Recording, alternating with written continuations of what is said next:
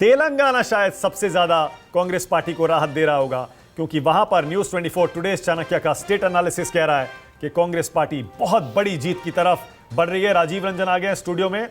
अभी आरपी सिंह जी आ रहा हूं, राजीव राय 1 सेकंड में आ रहा हूं, क्योंकि राजीव रंजन अभी तेलंगाना घूम के भी आए हैं। राजीव, क्या आपने वाकई ऐसी सुनामी आंधी देखी थी कांग्रेस पार्टी की जमीन पर तेलंगाना में, जो कि हमारे एनालिसिस में नीचे दिखाई दे रही है? 71 सीटें कांग्रेस पार्टी जीत रही है। पिछला रिजल्ट याद करिए जब केसीआर ने ऐसा ही नतीजा, शायद 88 जीती थी। देखिए, दोपहर तक तो मैं हैदराबाद में था तेलंगाना में, और जब मैं दिल्ली एयरपोर्ट पर उतरा तो सबसे पहले मध्य प्रदेश का एग्जिट पोल मैंने देखा, तो मेरी फीलिंग बिल्कुल उसी तरह हुई थी जैसे ग्लेन मैक्सवेल ने अभी जो सेंचुरी मारी थी कि टीवी लोगों ने बंद कर दिया, बाद में नतीजा देखा ऐसा, तो मुझे लगा कि ऐसा 151 सीटें एमपी को, तो निश्चित तौर पर ये आश्चर्यजनक लेकिन सत्य भी हो सकता है, सच भी हो सकता है, एग्जिट पोल है। इसी तरह मैं आपको बताऊं एक चीज जो सारे राज्यों में घूमने के बाद मुझे पता चली कि अब भारत की चुनावी राजनीति बिल्कुल दो ध्रुवी होती चली जा रही है। इसमें तीसरे का किसी का रोल नहीं है। तेलंगाना में अगर आप देखें तो मैंने आज जितने लोगों से बात की, उन्होंने कहा कि बीआरएस, बीजेपी और एएमआईएम पर्दे के पीछे मिले हुए हैं, और इतनी ज्यादा ये फीलिंग थी कि ये सब एक तरफ है और एक तरफ कांग्रेस है। अभी आप जब बात कर रहे हैं मध्य प्रदेश की, अभी जब आप बात कर रहे हैं राजस्थान की, तब आप बात कर रहे हैं कि अशोक गहलोत और शिवराज सिंह चौहान की योजनाओं ने उन्हें वापस ले आने। मुझे लग रहा है कि मध्य प्रदेश में जैसा मेरे देखने पर जमीन पर था, वो इसके उलट है मेरा जो जमीन का आकलन है।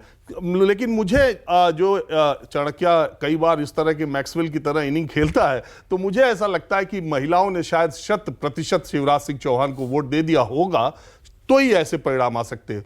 लेकिन आपको जान के आश्चर्य होगा कि जितने राज्यों में चुनाव हुए हैं उसमें सबसे ज्यादा लोक लुभावन या रेवड़िया बांटने का काम तो टीआरएस की सरकार ने किया। वहां वो कोई गरीबी रेखा नहीं। आपके 4 एकड़ खेत है तो भी, और 100 एकड़ खेत है तो भी रायतु बंधु जो उनकी योजना है, वो एकड़ के हिसाब से पैसे ट्रांसफर करते हैं। और इतना पैसे का जोर और इतनी योजनाओं का जोर, बावजूद इसके हुआ क्या वहां जिससे पूछो वो एक फीलिंग। और इंटरेस्टिंग बात है, देखिए कि मुस्लिम्स वहां 13% है, 43% हैदराबाद में रहते हैं, 57% डिस्ट्रिक्ट्स में। वहां हैदराबाद बोलते हैं और डिस्ट्रिक्ट्स बोलते हैं। तो जो 57% मुसलमान जो हैदराबाद के बाहर थे, उन्होंने कहा कि ये पूरे का पूरा अगर एमआईएम ने इधर लड़ने की कोशिश की होती तो हम उसे पक्का बी टीम मानते। तो एमआईएम पुराने हैदराबाद तक अपने को महदूद रखे, बाकी जगह उनको आना नहीं है करके। और वहां पर सिर्फ 119 सीटों पर 9 सीटों पर एमआईएम लड़ी। बिहार में 25, यूपी में 60, गुजरात में 16, महाराष्ट्र में 26। लेकिन वहां क्या हुआ, वहां बहुत तेजी से ये नैरेटिव जो कांग्रेस ने सेट किया था, वहां के लोगों के दिमाग में बैठ गया कि बीआरएस, बीजेपी और एमआईएम। और इसलिए मैंने देखा कि आज वहां का वोट बिल्कुल बदलाव के लिए हुआ है। हैदराबाद के बाहर, विद इन हैदराबाद भी बदलाव के लिए वोट हुआ है। अब 77 जाएगा, 80 जाएगा, 61 रह जाएगा, 56 होगा, ये मैं नहीं जानता। लेकिन कांग्रेस पार्टी वहां टीआरएस से बड़ी पार्टी बनती हुई जमीन पर भी दिखाई दे रही थी।